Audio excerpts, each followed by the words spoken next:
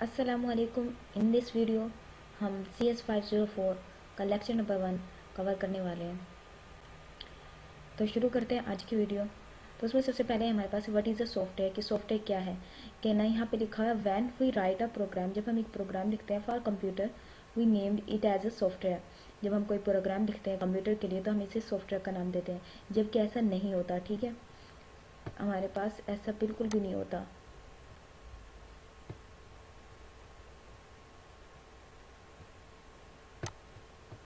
ठीक है, बिल्कुल भी ऐसा नहीं होता कि आप प्रोग्राम लिखो और उसको हम एक सॉफ्टवेयर का नाम दे दें, तो ऐसा नहीं होता। उसमें हमारे पास तीन चीज़ें शामिल होती हैं, एक प्रोग्राम होता है, एक डेटा होता है और एक डॉक्यूमेंटेशन होती है। ये तीन चीज़ें बहुत ज़रूरी होती हैं। ठीक है, इसमें सबसे पहले हमारे पास जो होता है प्रोग्राम। प्रोग्राम क्या होता है? एक कोड होता है। डेटा, डेटा क्या होता है? किसी चीज़ का डेटा। जैसे एक स्टूडेंट का हो गया, वो डेटा हो गया कि उसकी एज, जेंडर और रिजल्ट हो गया, वो उसका क्या है? डेटा है। ठीक है, documentation, the information that describe the product to the people who deploy and use it.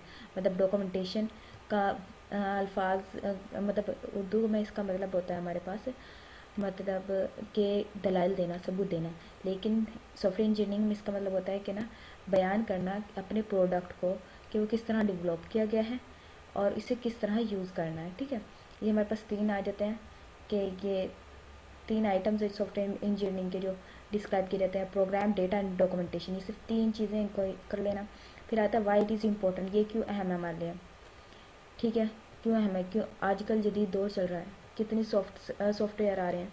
तरक्की जैसे जैसे मतलब बढ़ रही है, दुनिया में तरक्की हो रही है, तो उस तरह से हमारी टेक्नोलॉजीज़ भी तो बढ़ रही है ना। जैसे अब डेटा एनालिसिस हो गए, टूल्स। टूल्स क्या होते हैं? टूल्स एक सॉफ्टवेयर ही तो होते हैं जो मतलब जिनसे हम डेटा एनालिसिस कर सकते हैं, SEO कर सकते हैं और बहुत से चीज़ें कर सकते हैं। हत्ता कि हम वीडियो एडिट कर सकते हैं।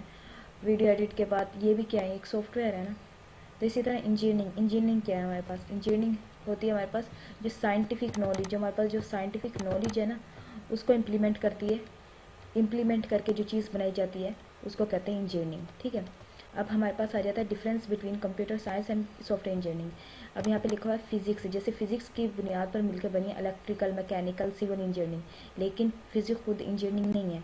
इसी तरह हमारी सॉफ्टवेयर इंजीनियरिंग भी कंप्यूटर के बेस पे तो है, लेकिन कंप्यूटर की बेस पे है सॉफ्टवेयर इंजीनियरिंग, लेकिन जो कंप्यूटर है वो खुद तो इंजीनियरिंग में नहीं आता ना। इसी तरह सॉफ्टवेयर क्या है? बस यहाँ पे कंप्यूटर होगा और यहाँ पे सॉफ्टवेयर इंजीनियरिंग, जस्ट लाइक ऐसे, कि हमारी जो सॉफ्टवेयर इंजीनियरिंग है वो किस पे बेस कर रही है? कंप्यूटर साइंस पे। लेकिन जो हमारी कंप्यूटर साइंस है वो बेस नहीं कर रही सॉफ्टवेयर इंजीनियरिंग पे। ठीक है, नीचे आ जाता है difference between software system and other system. तो वही इलेक्ट्रिक बल्ब हो गया, टीवी हो गई, कार हो गई, ये क्या है? हमारे पास नॉन सॉफ्टवेयर सिस्टम है ना। सॉफ्टवेयर सिस्टम क्या होंगे? जिसमें सॉफ्टवेयर इस्तेमाल होता है। जैसे हमारे पास कंप्यूटर में आ गया, कंप्यूटर में सॉफ्टवेयर होता है ना। सॉफ्टवेयर, वीडियो एडिटर, अब तो मोबाइल में भी सॉफ्टवेयर होते हैं। मोबाइल में जैसे वीडियो एडिटर आ गया और एप्लीकेशंस आ गई, वो सॉफ्टवेयर ही तो होती हैं। फिर आ जाता है source of inherent कम्प्लिसिटी of software, मतलब एक ऐसा सॉफ्टवेयर जिसको इस्तेमाल करना मुश्किल, इंतहाई मुश्किल हो जाता है। जिसकी फ़र्ज़ कर लेते हैं हमारे पास एक गेम है जो ना चारों पांचों डायरेक्शन से ना वो खेली जा सकती है। यहाँ पे लिखा हुआ है कि the name of the game is evolution in all dimension. ठीक है, तमाम से खेली जा सकती है। अब जो नया यूज़र होगा उसको तो नहीं पता होगा ना कि वो किस तरह गेम खेलनी है, किस तरह नहीं करनी। तो मतलब उसको तो समझ नहीं आएगी, उसको मुश्किल होगी ना। उसको कहते हैं कम्प्लिसिटी, इनहेरेंट ऑफ कम्प्लिसिटी। फिर आ जाते हैं हमारे पास सॉफ्टवेयर क्राइसिस। सॉफ्टवेयर क्राइसिस का मतलब क्या है? सॉफ्टवेयर क्राइसिस का मतलब सॉफ्टवेयर नुकसान में जाना, कि कब सॉफ्टवेयर हमारे नुकसान में गए। 1960 में जो है हमारे पास a great amount of rapid improvement was made hardware बनाए गए। ठीक है, तो ये जो साल था, ये हमारा सॉफ्टवेयर क्राइसिस का मतलब है कि ना, इन्होंने पहले चीज़ें इम्प्लीमेंट नहीं की थी। ग्राफिक मतलब जो पहले होता है कि ना, मैनेजमेंट नहीं की थी। मतलब हम इन्होंने क्या बनाया था? इन्होंने सिर्फ सॉफ्टवेयर को बनाया और डिलीवर कर दिया, मतलब चीज़ बनाई और आगे डिलीवर कर दी। तो सॉफ्टवेयर इस वजह से क्राइसिस में गए। ठीक है। अब जैसे यहाँ पे एग्जांपल दी हुई है इन्होंने हमारे पास कि एक पर्सन की जो एक गांव में रहता है, ठीक है, विलेज इन अ गाँव, गाँव मतलब विलेज गांव में रहता है, और ना फिर उसने एक झोपड़ी तैयार की, ठीक है, अपने रहने के लिए क्या तैयार की, एक हट तैयार की।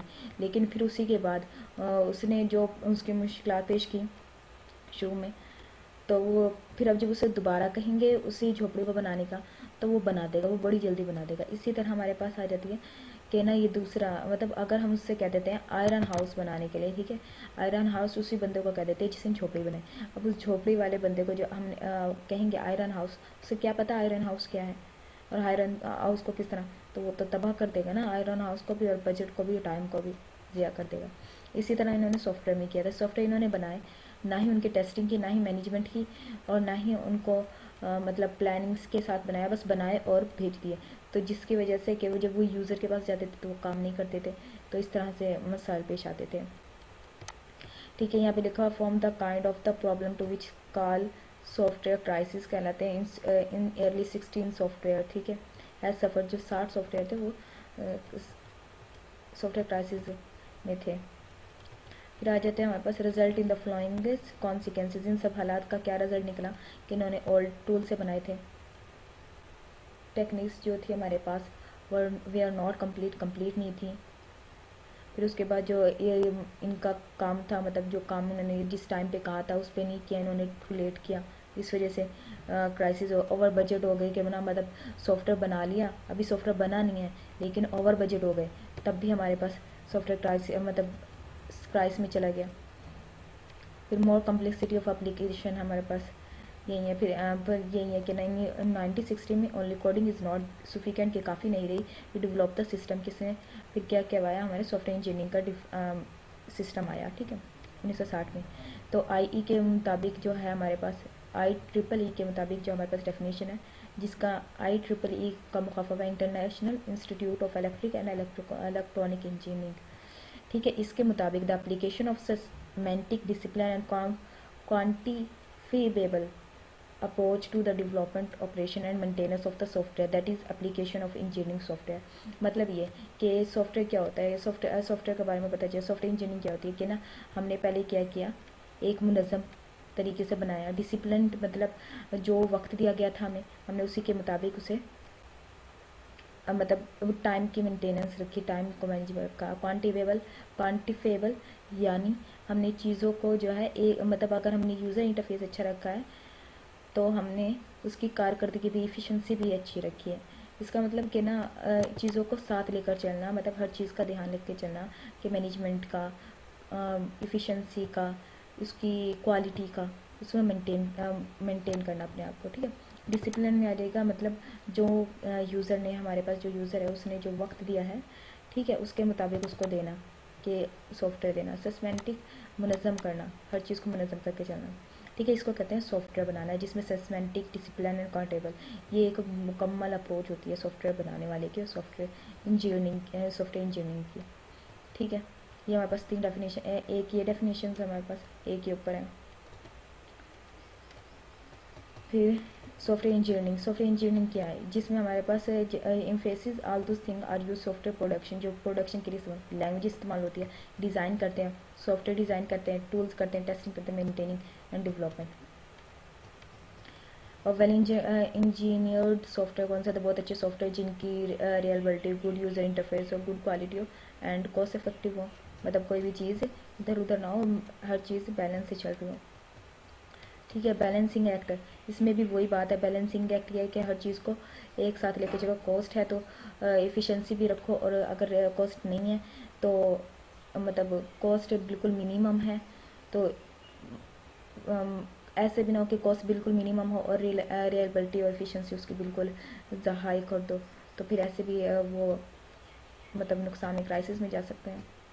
जो हमारे पास चैलेंजेस होते हैं to base the requirement, law of dimensions, returns क्या होता है, डायमेंशंस, इसका मतलब इसमें एक शुगर की हमें दी हुई है वो एग्जांपल, ठीक है। इसमें क्या कहा है कि ना, केमिस्ट्री में आपने पढ़ा हो कि ना कि हमारे पास एक गिलास होता है, उसमें हमने शुगर डालें, और डालते रहें, एक ऐसा वक्त आता है जिसमें ना हमारी जो शुगर होती है वो मतलब उसे घुलना जिसे कहते हैं बंद हो जाती है, तो इसी तरह हमारे पास लॉ ऑफ डायमेंशन रिटर्न है कि ना, अगर हम कॉस्ट लगा दें कि अपने आपने फ़र्ज़ कर लें कि ना यहाँ पे ना एक सॉफ्टवेयर ले लिया, ठीक है, एक सॉफ्टवेयर ले लिया, फिर उसकी ना अभी वो कंप्लीट नहीं हुआ है, अभी वो बिल्कुल अभी प्रोसेस में चल रहा है, ठीक है, और आपका जो बजट है ना, कॉस्ट जो है वो ख़त्म हो गई है, अब क्या होगा, वो कॉस्ट सॉफ्टवेयर बनेगा, वो तो बीच में ही रुक जाएगा ना।